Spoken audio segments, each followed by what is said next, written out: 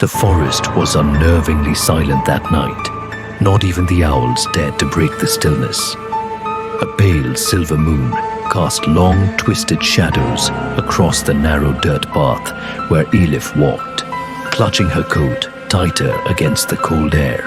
At first, she thought it was only her imagination, the faint crunch of leaves behind her.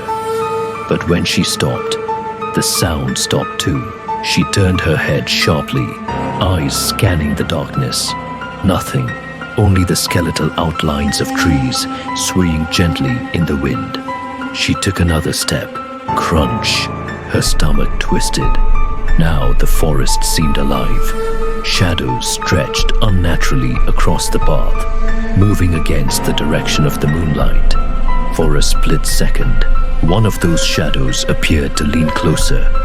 Its mouth moved soundlessly. Then a whisper brushed against her ear. "Don't turn back." Elif's breath caught in her throat. Panic rose like a wave, and she ran.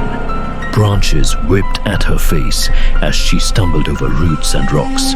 Yet no matter how fast she moved, the whisper clung to her, always near, always at her ear.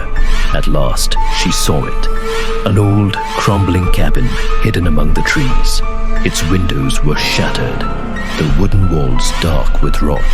She flung the door open and staggered inside, slamming it shut behind her. Her lungs burned as she pressed her back against the wall, trying to steady her breathing. The cabin smelled of damp wood and dust.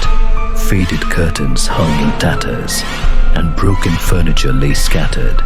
A heavy silence filled the room, broken only by the beating of her own heart. Then her eyes found it. An enormous mirror, cracked down the middle, leaning against the far wall. Her reflection stared back at her. Pale and wide-eyed, she took a trembling step closer, her hands shaking. Relief began to creep in, until her reflection smiled. Elif froze. She hadn't moved her lips, but the reflection's mouth stretched into a grin. The mirrored version of herself leaned closer within the glass, whispering with a voice colder than the forest wind. "There's no turning back now." The glass rippled. Her reflection raised its hand, not in mimicry, but in invitation.